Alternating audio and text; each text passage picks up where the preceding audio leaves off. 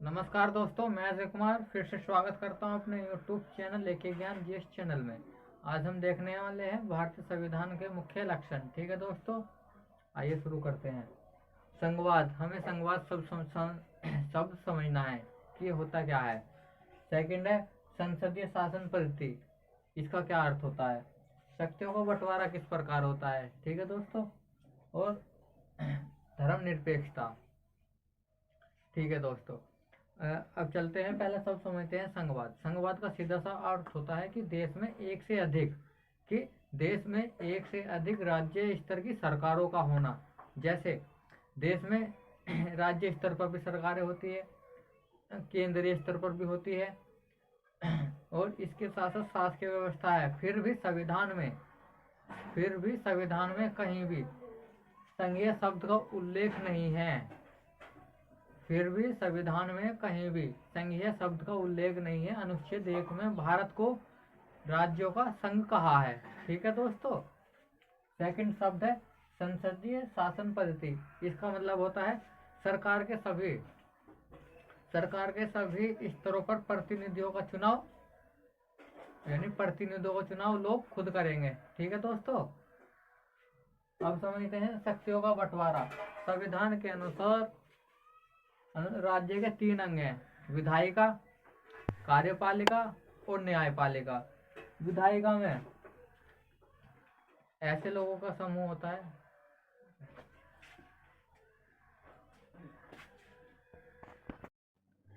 देखिए दोस्तों, समझते हैं शक्तियों का बंटवारा। संविधान के अनुसार राज्य के 3 अंग होते हैं: विधायिका, कार्यपालिका और न्यायपालिका। विधायिका में हमारे निर्वाचित प्रतिनिधि होते हैं, जैसे संसद और विधानमंडल। ठीक है दोस्तों। कार्यपालिका में क्या होता है? कार्यपालिका में ऐसे लोगों का समूह जो संसद द्वारा बनाए गए कानूनों को लागू करने तथा शासन चलाने का काम देखते हैं। ठीक है दोस्तों। कार्यपालिका ऐसे लोगों का समूह जो संसद द्वारा बनाए गए कानूनों को लागू करने तथा शासन चलाने का काम करते हैं, जैसे राष्ट्रपति और उपराष्ट्रपति। ठीक है दोस्तों। न्यायपालिका संविधान की अभिभावक और संरक्षण है। ठीक है। अब आते हैं, लास्ट टॉपिक है धर्मनिरपेक्षता। धर्मनिरपेक्षता का अर्थ होता है सभी धर्मों में समान आस्था रखना, यानी किसी भी धर्म को बढ़ावा नहीं देना। धर्मनिरपेक्ष शब्द का अर्थ होता है सभी धर्मों के लिए समान अवसर। ठीक है दोस्तों, किसी भी धर्म को बढ़ावा नहीं देना। इसके साथ साथ अब जानते हैं संविधान निर्माण से जुड़े निर्माण तथ्य। संविधान निर्माण से जुड़े महत्वपूर्ण तथ्य। ठीक है दोस्तों। भारतीय संविधान न तो कठोर है अमेरिका जैसा, ठीक है दोस्तों, और न ही लचीला है जैसे ब्रिटेन जैसा। ठीक है दोस्तों, आइए शुरू करते हैं। भारतीय संविधान को वकीलों का स्वर्ग कहा जाता है। भारतीय संविधान को वकीलों का स्वर्ग कहा जाता है। क्यों कहा जाता है? क्योंकि संविधान सभा में वकीलों की संख्या अधिक होने के कारण भारतीय संविधान को वकीलों का स्वर्ग कहा जाता है। ठीक है दोस्तों।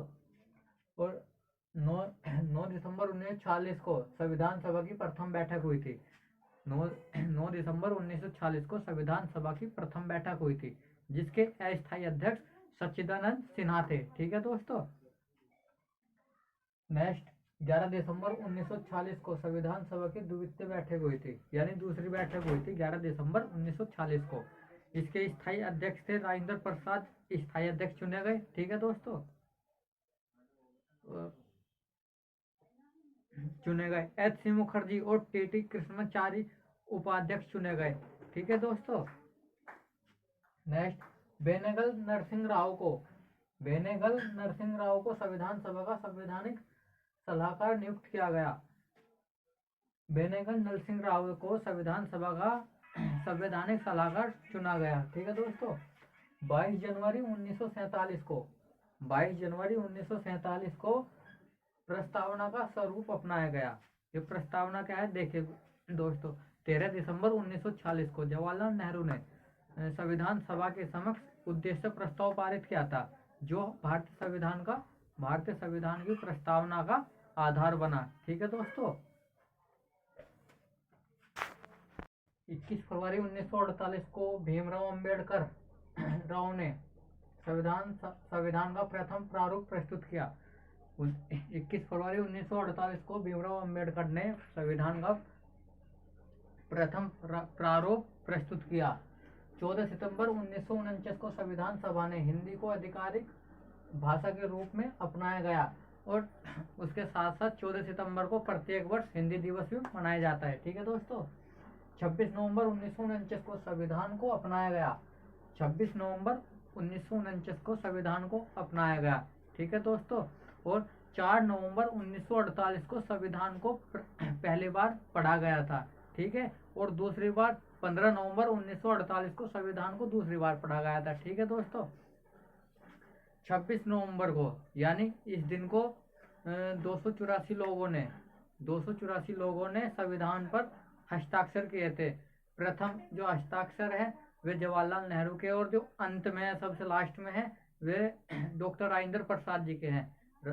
डॉक्टर राजेंद्र प्रसाद जी ने देवनागरी भाषा में भी हस्ताक्षर किए हैं और अंग्रेजी भाषा में भी।